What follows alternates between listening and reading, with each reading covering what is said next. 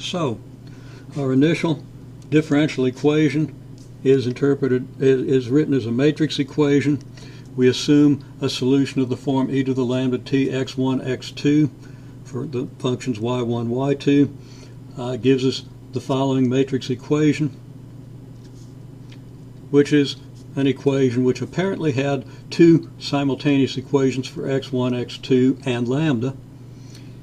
There was only two equations with three unknowns, but now we find that since this solution has to be equal to 0, 0, this A matrix has to be non-invertible. If it was invertible, then x1, x2 would just end up equaling 0 and 0.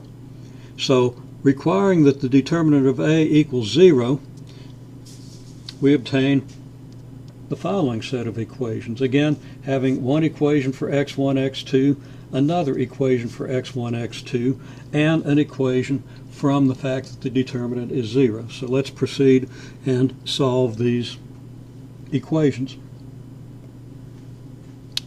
Now the determinant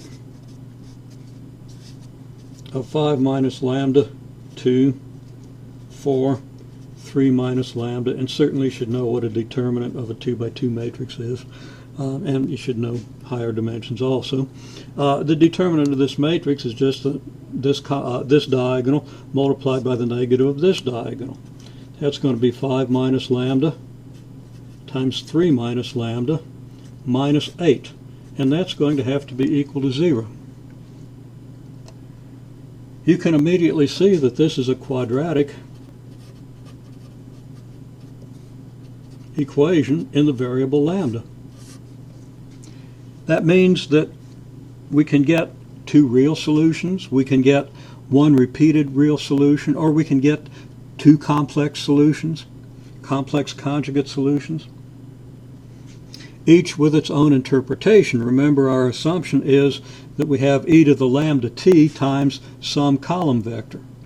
If lambda is real or complex, that's going to affect the coefficients that we might get in our, it could affect our x1, x2 values. It has a lot of effect. So a lot of this chapter, a lot of the art of solving these problems is learning how to interpret the various types of solutions you can get when you follow this process. In the present case, what do we get when we multiply this out? I believe we get 15 minus 8 lambda plus lambda squared minus 8 equals 0. And we can write that as lambda squared minus 8 lambda plus 7 equals 0.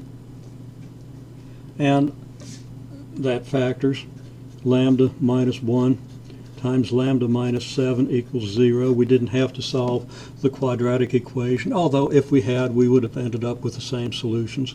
And this gives us lambda equals 1 and lambda equals 7. Now, if we substitute lambda equals 1 back into this equation, hopefully we'll be able to get a solution for x1 and x2. And similarly, if we substitute lambda equals 7 back into this equation, we should get a solution for x1, x2. That'll be different than the solution we got if we substituted lambda equals 1.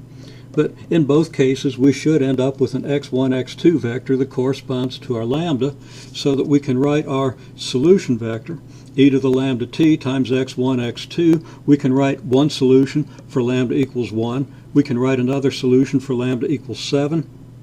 And that's going to give us two solutions to this equation. Rather, two solutions to this system, which translates into this matrix equation.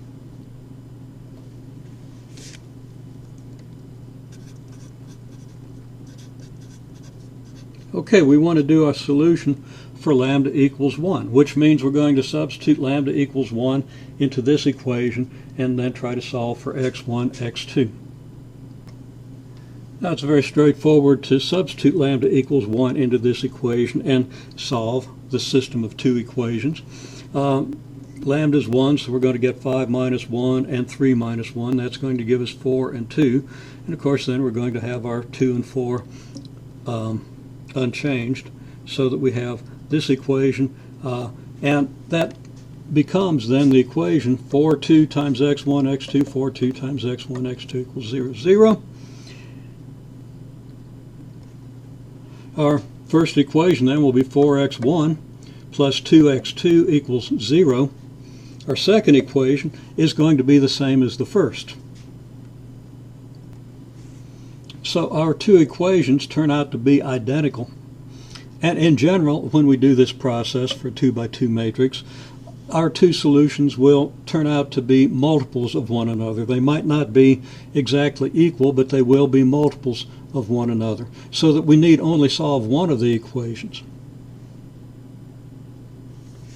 Of course, when we solve one of the equations, we're not going to get specific values for x1 and x2. We're going to get x1 or x2 as a multiple of the other. So that in this case, if we solve this equation for x2, we're going to subtract 4x1 from both sides and then divide by 2. We're going to get x2 equals negative 2 times x1. Now, this only restricts the ratio of x2 to x1. It doesn't restrict the values of x2 and x1, except that they have to be in the same ratio. So that there are infinitely many solutions for x1 and x2.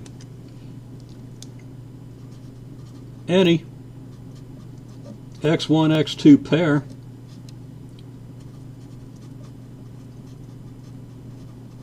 satisfying this condition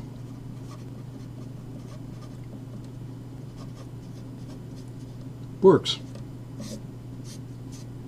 Doesn't matter what pair we choose. So we'll continue this adventure in the next clip.